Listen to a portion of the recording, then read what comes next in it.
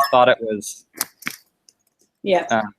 Yes, I'm drunk. Actually, no, that's the, if you don't mind, and this is not necessary, but we will record our conversation, just because that's part of the open sourcing process, that, you know, being transparent and legible and you know, aspire to being convivial and engaging. So this channel of discussions and, you know, the documenting the actual work in producing this is called "This Is Not a Performance," right? For obvious reasons. So if it's okay by you, we will record, and we are streaming this. Okay. No worries. Great. So I had written out a couple of questions, which was, and I know that I, because of your institutional knowledge and because of what you have been doing, I know that I could talk to you for a very long time, but I'm going to try and limit it to like half an hour, if that's okay. That's quite all right. The main question was, you know, this essential idea that we could have a design response to the environmental challenges that we face. That's, you know, that takes the that's very different from the policy, regulatory, incentive, nudging strategies that I think dominate environmental discourse, right? To really think about how can we redesign our relationship to natural systems through small-scale public experiments and using the university campus and the university systems, food systems and energy systems, and as the kind of experimental paradigm that, you know, that the answers aren't out there. It's not a matter of cutting and pasting a white paper, but that we have to and can explore what's possible on campus. Mm-hmm. And so that's the sort of general thing, that can we measurably improve human and environmental health on Connecticut College campus? Can we do mutualistic systems design, which is about redesigning systems so that they are of benefit to many people? Do you want to pull up the, I actually wrote out the questions a little bit. Where did we put this in did we put it on the spreadsheet or did we put it on the Evernote? Yeah, we put it in the spreadsheet, I think. Okay, do you have that handy? I know I have it from, I can never find things on spreadsheets, can I? Drive. Okay, so anyway, the questions are really about, first and foremost, just quickly what you've managed to achieve and how open the,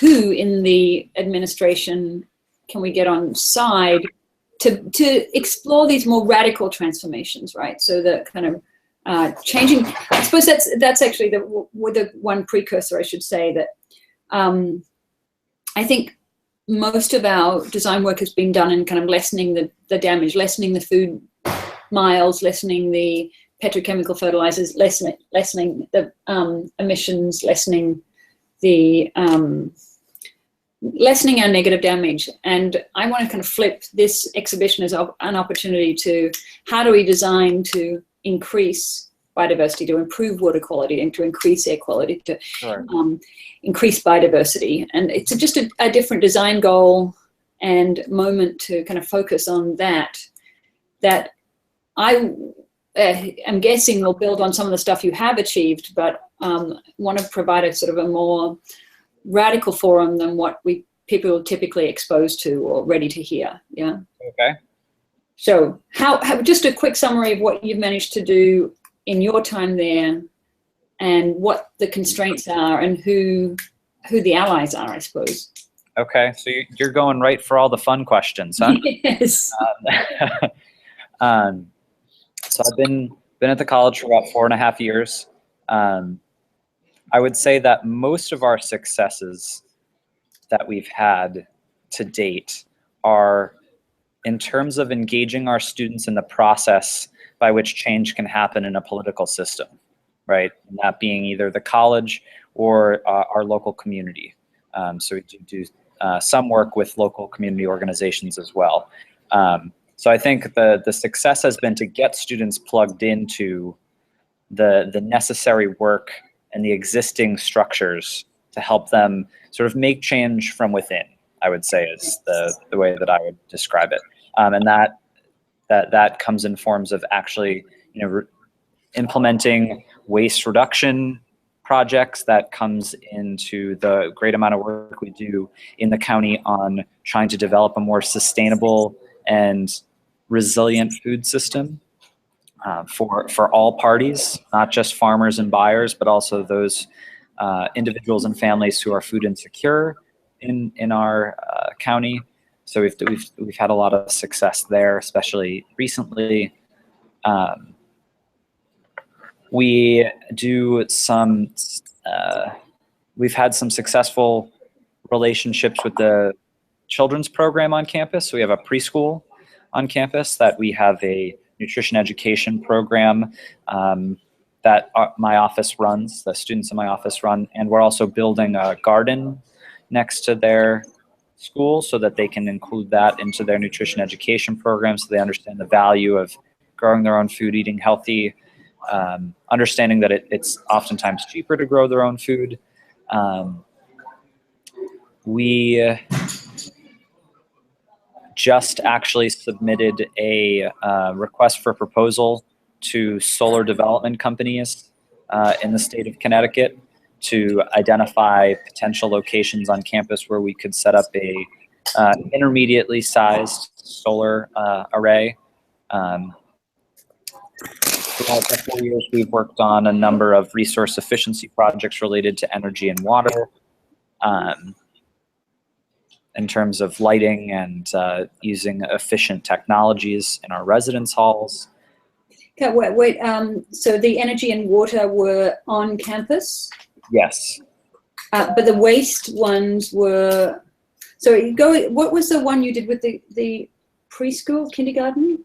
Yep. So at the preschool is attached to the college, so it's actually part of Connecticut College, and we have developed a nutrition education program that students in my office facilitate each semester, that teach students about how to eat healthy, why it's important to eat healthy, and we're now working in the construction of a garden so that we can also be teaching students about how to grow their own food and how that connects to them being healthy and eating healthy as they grow up. Right. And so they design the curricula, right? Yes, students previously in my office and moving forward have designed the curriculum in collaboration with the teachers at the preschool. Right. Okay. So you've covered pretty much a lot of bases, including sort of try and develop a shared language here, including really a deep connection with community groups as a kind of fundamental precondition for engaging change, which I think is really the smartest strategy, obviously. And I suppose I should just restate that because it's, particularly amongst people who are interested in the technical solutions, that's always and already underdone. But now, I think that that actually is a powerful precursor, having built trust and built kind of interest and having built to start to say that. Well, let me give you a diagnosis that I found in terms of more radical systems transformations, and so the vocabulary of what environmental groups tend to have in terms of food systems innovation and waste and other things is that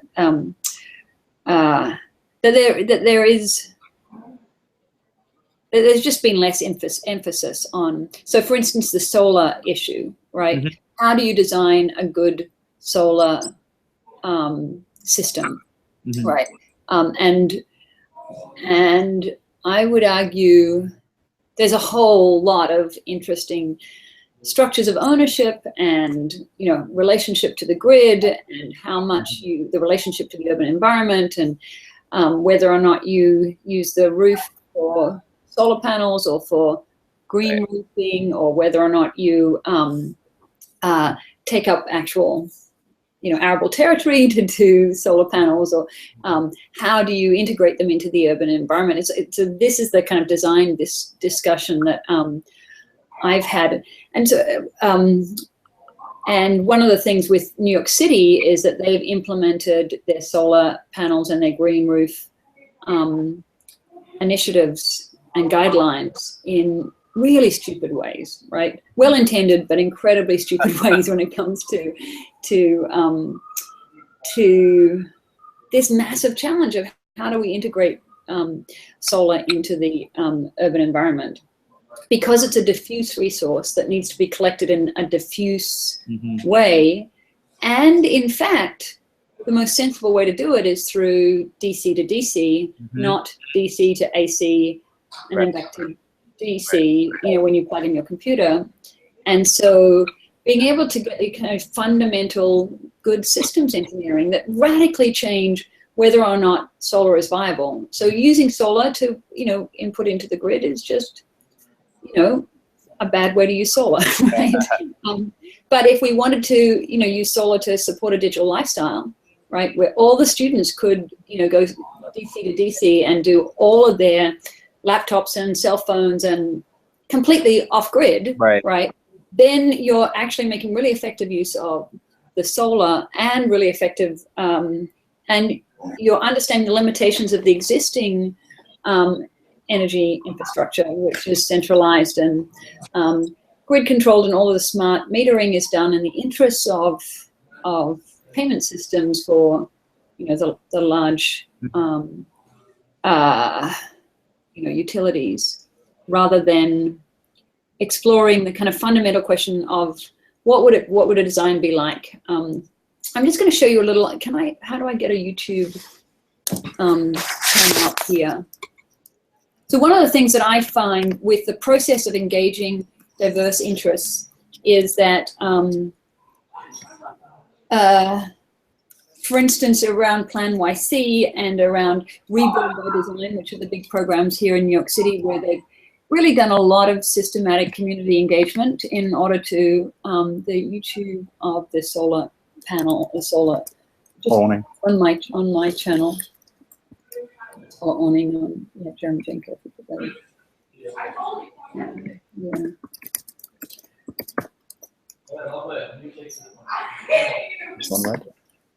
Yeah. So there's a friend of mine who's done some nice little bike parking things that are solar panel that was supported by Austin, the Texas thing. Yeah, just show that one. So you can show that now. This is another project that we developed a number of years ago called the Solar Awning. Okay. And it's an awning, so it combines, but you can see what I'm showing you here is actually using a phenomena, sort of like the pinhole effect, to actually project through the solar awning a slow-moving animation. So as the sun changes its angle, this is a time lapse of the projection inside the you know, apartment.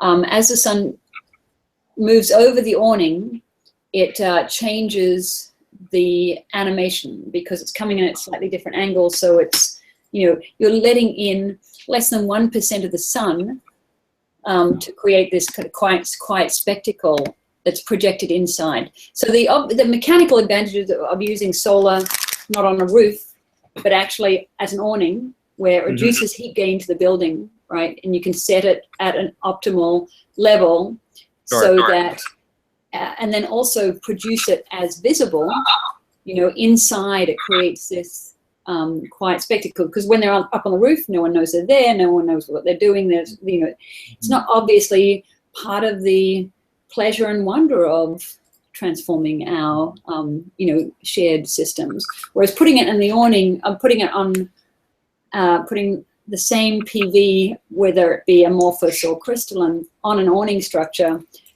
doubles the performance, increases the performance of the actual building and the built environment. It also produces this, cultural visibility, memory, discussion point where people can always say, oh yeah, that's a solar awning. Those little pinholes are actually images of the sun. Look at it moving, that animation, we can swap that out. That's just a projection. On a laser cutter, we can cut out new animations, and we can have little openings where we have different animations going, depending on what the cultural agenda is at the time. So it's that's an example of saying, okay, solar's in the air, if you will. Yep. Now let's talk about how we really can make it wonderful and not just part of the infrastructure. How can we make it really something that garners attention and creates excitement beyond the kind of beautiful, if you will. We know that we have to transform our energy systems, but how do we make that fun and wondrous and wonderful, I suppose, is the kind of the question. Being able to point to a couple of examples, which I hope to do in the exhibition, to be able to, I actually hadn't thought of putting the solar awning in, but there might be something to do so that we could host a discussion about, here's a number of different ways that we could integrate solar into the campus environment. Can you see this working anywhere? And I find that with the process, what I was saying before, that the processes that I've seen in Plan YC and in Rebuild by Design, for instance, which are these big community engagement processes, where they actually have said, we're going to have design charrettes with different community groups. And they've done a really good job of really engaging very diverse community groups because of the political imperative to do that. And yet the design work that's come out of that context is terrible, right? It's trite. It's not revolutionary. It's like, because these people are not designers, they're not heavily engaged with the issue. And what I find that communities are good at is recognizing what they like, right? As opposed to designing it necessarily. It's much more effective to say, here are some concrete examples of possibilities that, of course, they may not have been exposed to before, but they're really fast at saying, yeah, we like that, right? We like something like that, or we could use that here, we could adapt it in this way. Once they've got sufficient support to be able to, it's something about a granularity of systems design, of being able to recognize it at a scale that they can actually use and adapt it, I think becomes a much more productive way to enlist. So that's one example of process. With the solar, how far along is it, and is that something we should maybe try to think about? Well, so I think, as you were talking, what struck me is that the approach that we've taken to sustainability efforts on campus has been very very operationally focused, right? So we haven't been having these sort of conversations about how could solar be integrated as part of our campus in this sort of design way that you've been talking about. It's just, where does it make the most economic sense, right? Where can we put the most solar so that the price comes down? Like those are the types of conversations I think just systemically we've been having about sustainability issues, as opposed to thinking in the more creative way that you're talking about to say, how do we achieve two goals at the same time, right? Both the inherent solar gain of renewable energy, but also this design feature that, like you articulated, provides the community with an opportunity to be engaging with that technology in a more active way. Yeah, and an ongoing way, yeah, because it's getting the solar panels in there once is a great achievement, but it's as part of a larger transition puts more emphasis on the cultural work that has to do. You know, how many times you tour people past it and say, look, here, this is the example of you know, and how, yeah. So one of the ways, you tell me what might be effective. So Solar panel project, you know, if it's kind of in the design phase, or it's just been designed, or is going ahead, or where are you with that, and how can we kind of add to that process? yeah, so we're very, very early on. So we haven't even received proposals yet of potential ideas for us to consider from vendors. That we'll be getting 4 proposals on January 4th, and that's a pretty initial stage. Right. So I think, and I can't say with any confidence that we're going to definitely go forward from that point, right? Where it depends on the information that we get back. It depends on the costs. So I think that there's potential opportunity there. But one thing that just came to mind based on this conversation is something for you to consider, is that we currently have a fairly substantial geothermal system connected to our newest science building. And I don't know if this is something that would work or not, but when you said that, you know, the solar panels get set up and then they're ignored, right? The geothermal is even to a greater extent, right? We're heating and cooling our one of our most energy intensive buildings on campus with the really great technology, and absolutely nobody sees it or talks about it because it's all either underground or in the basement. And so I don't know if that would be something that you would be interested in sort of trying to, this is beyond my scope. This is where your creative talents come in, but to help our community come to understand that is something that we have done, right? And that continues to work for us, literally right beneath our feet, in a certain situation. Or if you want to be sort of on the cutting edge of, you know, the solar proposal is in its infancy, right? And if we get positive numbers and responses to our proposal, then we could be moving forward, and there would be opportunities there. I just thought it might be worth mentioning. Yeah, I think that's actually a great idea, and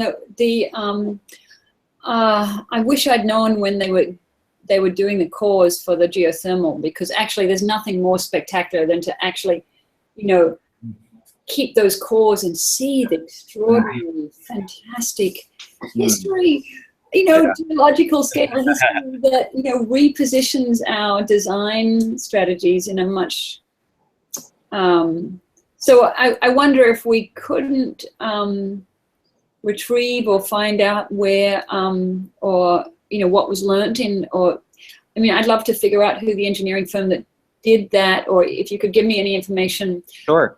Try and think through that, because I think you also have a geologist that we could talk to. I haven't looked at the geological. I know, yes.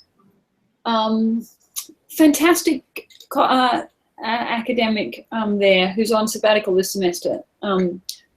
Turner. Oh, yeah, Professor Turner. Yep.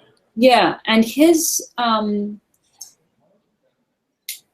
engagement with the big debates of evolutionary theory through archaeological and geological records would be a great thing to I can certainly look to see if any of the cores were saved, to my knowledge. I don't know of any, but I would know the people who would have their hands on them if they existed. Right.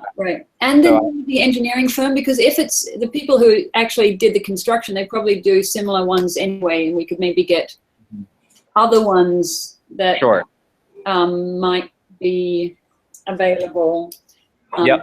And yeah, geothermal really needs to be spectacularized. Yeah.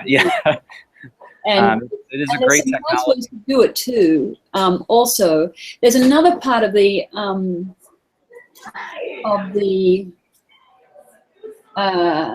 actually expanding the scope here, but Nadav was really interested, and because of the Mystic there's a project called Ooze, which is zoo backwards and without cages. Okay. And, there is a woman who is the former director of the DC Zoo, who's really good friends with one of the directors at the Mystic Aquarium. Okay. And they're coming for the photo shoot on Monday. He's actually co-directing the Ooze project, which is about creating urban habitat for non-humans, right? And the thing about geothermal is I, designed these park benches that were warm in the middle of the winter, right? That you can go and sit on, and like the thermal mass of Right. rock, right? In the way that animals use that thermoregulation, external thermoregulation, opportunistically and create their whole lifestyles around it. There's, I think there could be a really lovely, sharing some of that geothermal Right. stability by creating small little optimal habitats for organisms around the around the area to see what actually one of the things that Ooze does is this idea of a spectacle of adaptation, that the urban animals and that all of us are in a adapting, but perhaps faster than anyone are the non-humans, right? Right. There's a beautiful new paper out on the brain size of urban mice versus rural mice. And of course, the urban mice are smarter and more adaptive, and Interesting. yes, Fascinating. that urban environments are, do require a lot of intellectual challenges. Right. It works.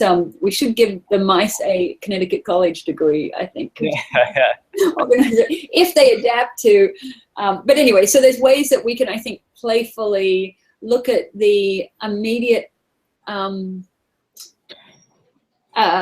we think of climate control as a bad thing, right? But what geothermal does is decouple it from,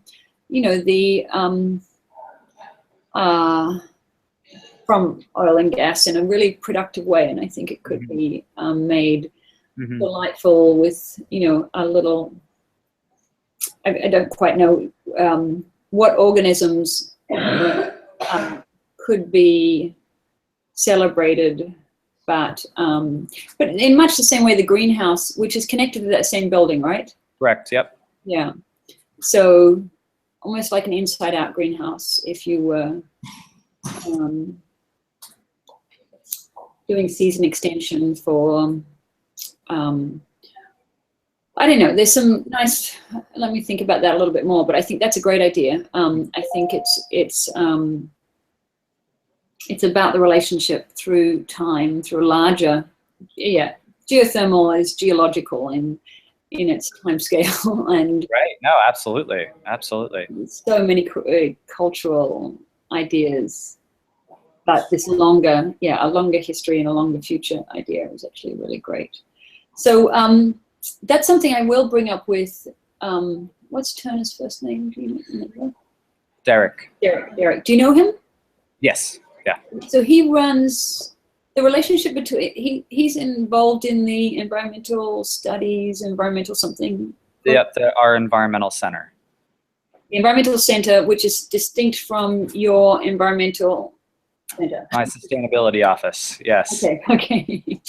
Yes. Okay.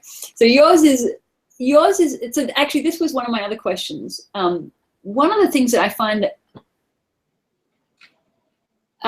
have found in my entire academic career is that, when it comes to environmental issues, isn't the university a place of intellectual leadership, right? Isn't it where isn't that the raison d'etre of the university? And what I found at NYU, and seen it at many other campuses, and I think you are particularly straddling this divide, is that there is a very sharp distinction between academia and administration. Absolutely.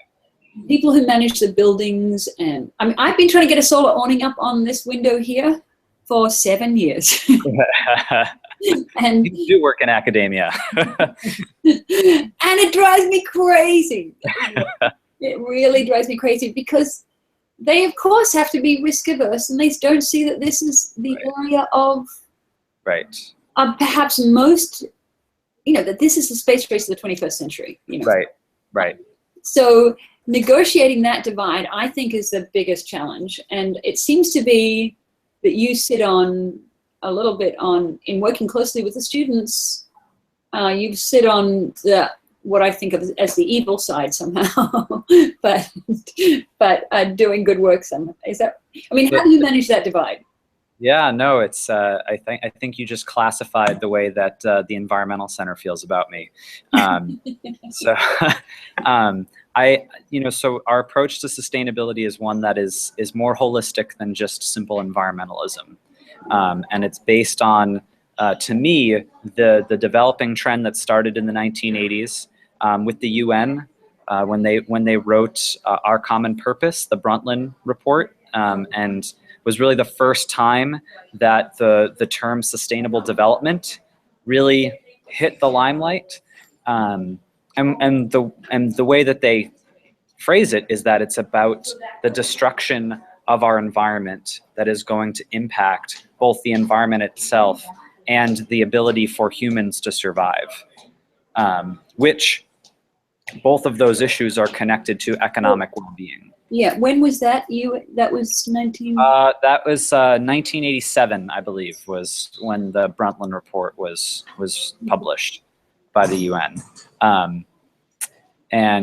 So the way that I approach all of the projects is to not just consider the environmental issues and the environmental benefits to problems and solutions, but to strongly consider the societal and economic impacts and necessities to problems and solutions as well. Right. And sometimes you need to understand the risk-averse nature of those evil administrators, right? Who don't want to put up your solar awning, right? It's not to say that I agree with them, right? But to understand from their perspective why putting up a solar awning doesn't seem like a good idea, Right. right? So it's to keep one foot squarely in the understanding of the current challenges, right? And specifically the major catastrophes that lie ahead of us and that we're already experiencing. Right. But also understanding that if I walk into the CFO's office and say that we have to put up solar awnings on every building because global warming is going to kill us all, right? Yeah. There's no way on this green little marble of ours that he's ever going to do that. Now if I come in and say there's a return on investment here, right, and it would make us look cutting edge and it would be great for publicity, and you start to speak that language, the result could be the better result, right, which is that the solar awnings go up. Exactly. But and in fact, I would love to do that argument because I really do think that the impedance match between solar and digital is very good, right? It's as if solar were, so if we ran servers and laptops and, in the buildings, and I can just, the beautiful icon of the Connecticut College tree being projected in, would be so nice to put through there. But, that we could talk about this, which is what I'd like to do in terms of, there's a project that I've been articulating, and one of the other things I want to talk to you about is your involvement and steering of the divestment, Connecticut College divestment gang. Okay. Because with what I'm trying to launch with my students here, and Niels, you met Niels, right? Yep. He's going back to Denmark, and he's going to see. But this idea of changing the divestment, following on the success of the divestment campaign, right, where the students have really gotten a taste of their power, right, that they can have some influence. To follow that on with an investment campaign, right, where they're now starting to articulate around investing in the kind of desirable technologies as opposed to just being negative activism, which is, an interesting shift because of the, I think what you this idea that environmentalism is about fighting the bad guys, right? Which is, there's so much fight and conventional antagonism that, you know, we need to get around in some sense. So Absolutely.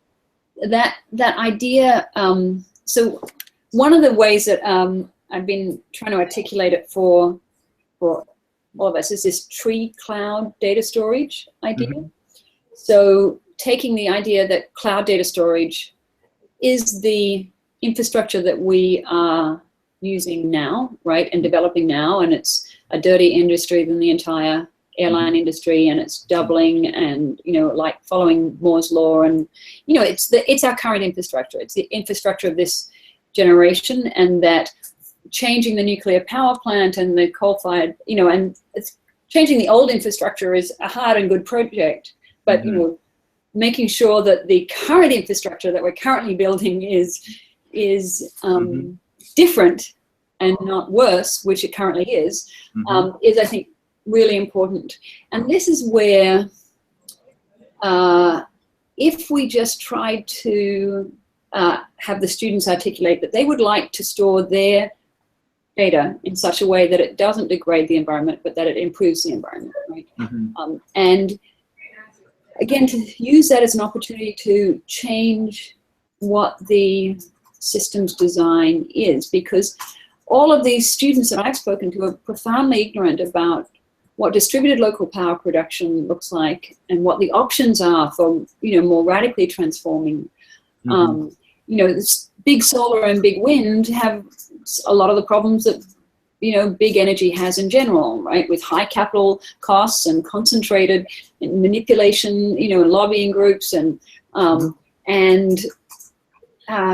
you know, the autonomy, the intellectual autonomy, and the infrastructure kind of autonomy of a campus college is actually a really nice way to think about. I think it's a really nice scale to think about designing energy systems that work. And so this tree cloud data storage is actually saying, can we take, you know, this knowledge institution and say, let's design the systems to optimize and to power and support cloud data structure so that it improves environmental health, increases biodiversity. And this is where there's a kind of a larger systems design.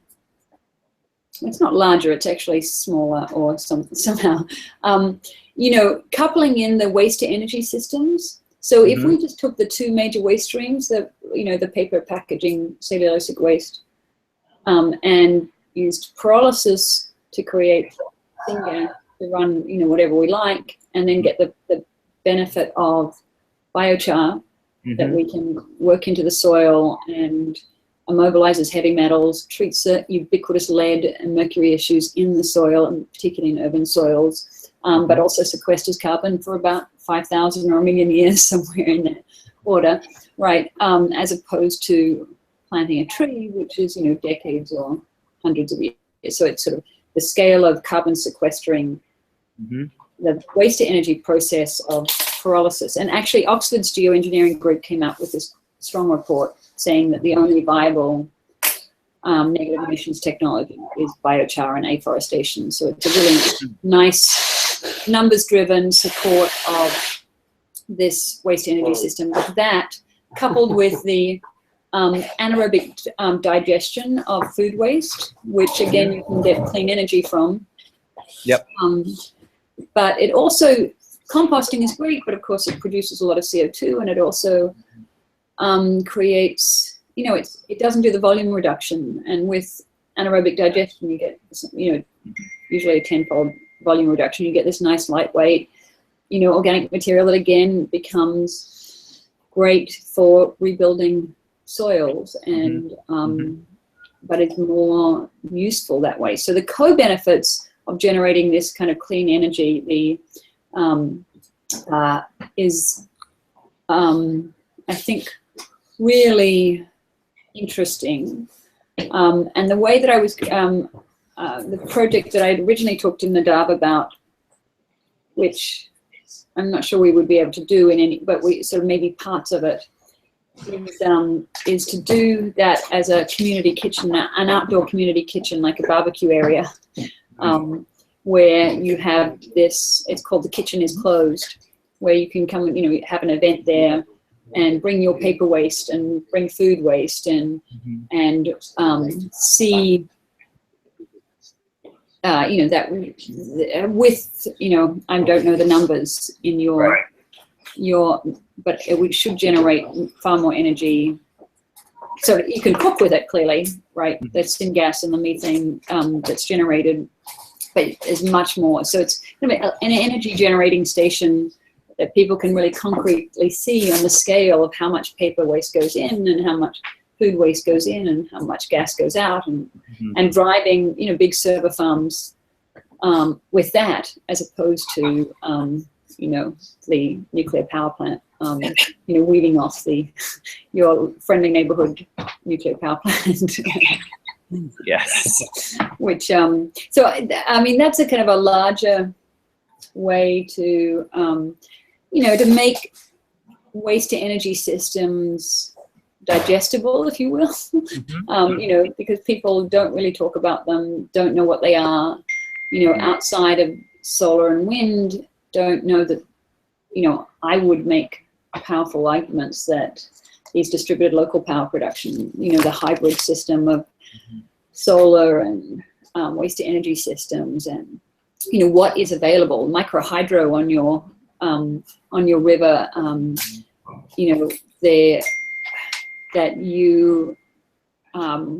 that designing these hybrid distributed local power production systems is the radical innovation that will, create oodles of energy, but also solve the waste issue at the same time, also build soil, also increase leaf air index, increase human health, make a more productive urban healthy ecosystem, right? So it's again that shift. So how, if we were going to pursue or develop or kind of concretize or to show designs and little prototypes of that, who would we get involved with that? Who would be interested? Who would we need to win over? Who would we,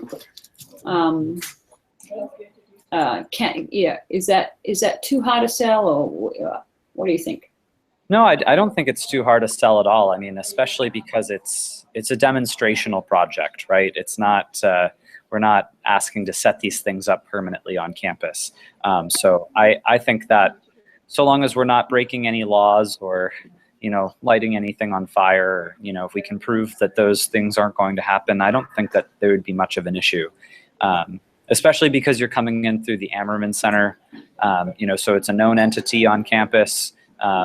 That they're expecting there to be these sort of very creative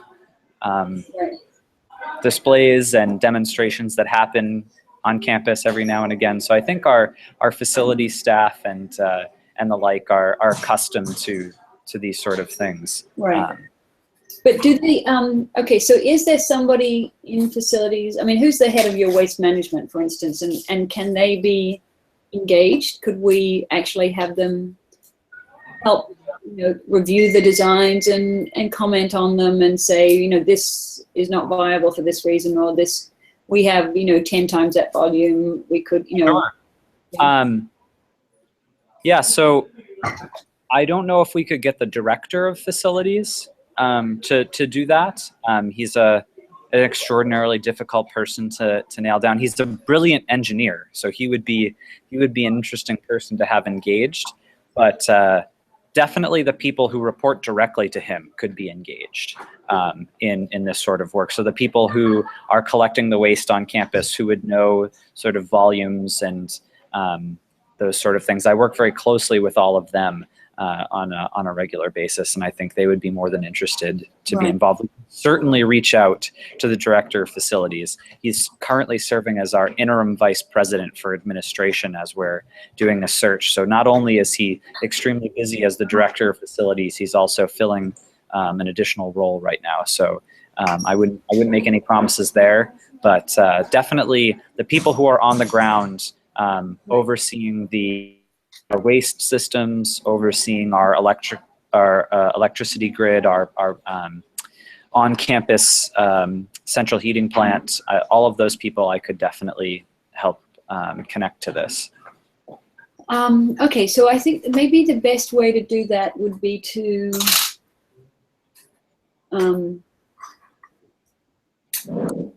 I don't know, have a little, I mean, there's a couple of ways to, meeting with them one by one is certainly something I'm happy to do, and enlisting them, and I think that's necessary, but maybe not sufficient.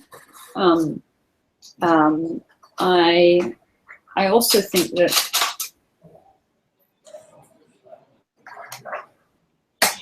I don't know, I've got this idea of, have you seen this new play, Hamilton?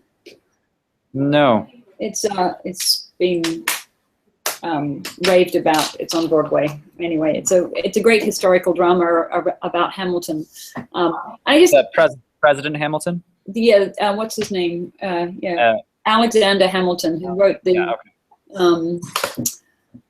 Really interesting. You know, I'm not strong on American history, not being American. In fact, I'm strong on anti-American history.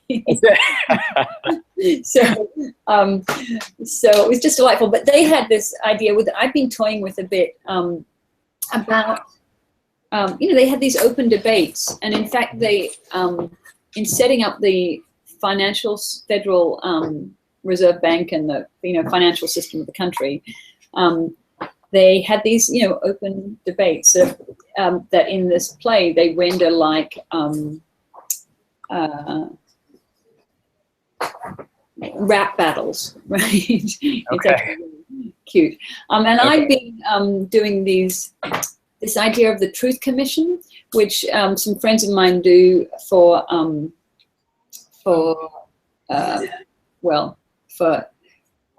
immigration and against deportation, and E.R. Weissman does for in Israel and Palestine. And, Okay.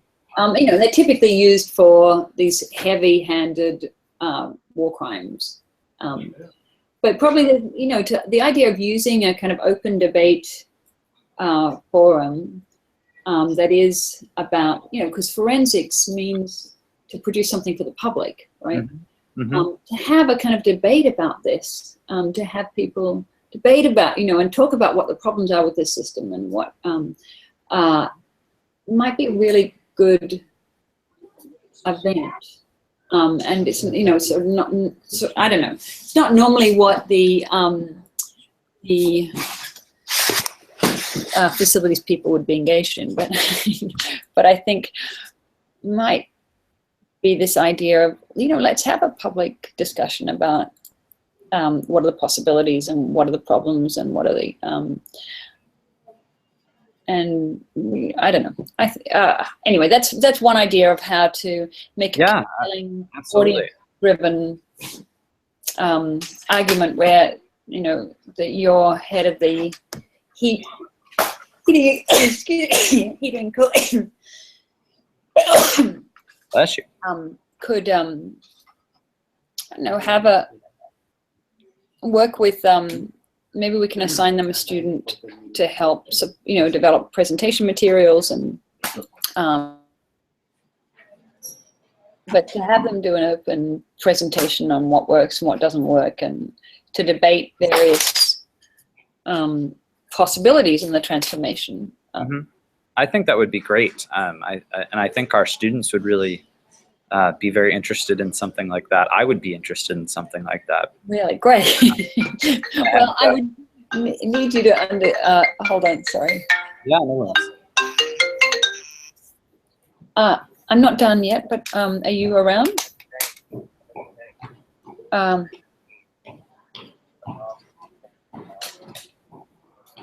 Okay, give me 5 more minutes and I'll be there. Yeah. You're at Astor Place? Bye. Okay. I have to go and do a bank duty.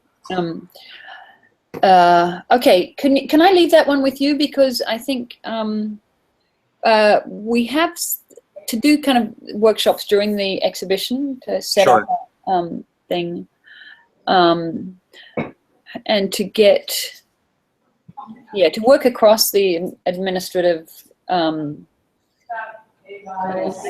divide, with the students working on, I don't know how to quite structure that practically, so it's not asking too much of these people, but kind of drawing on, at the same time, kind of honoring their expertise and valuing their opinion and engaging them with ideas they might not have Right. with, and making it an open question, tuning it in such a way that it's that no one's being attacked, right? No one's being Right. so truth Right. condition is probably a little bit too, I don't know, it's not quite right there yet for engaging. I don't know. Anyway, I don't know quite what I'm saying, but can we leave it that as a possibility? Because I'd really like to stage that during the exhibition, which is sometime between, I think it closes on March 4th. Okay. But it could be a nice event during there at some point. So it would be interesting. I think there's possibility there. We can talk more about it, but I think to help make sure that it's not an attack, I think we could find staff, faculty, and students who would want to be on either side. right. Right. So that there's a team of, like maybe a facilities expert who believes that this is possible, who believes it's not possible. Right. A faculty member and a student or something. And Yeah. so it's not necessarily like facilities doesn't want us to do this.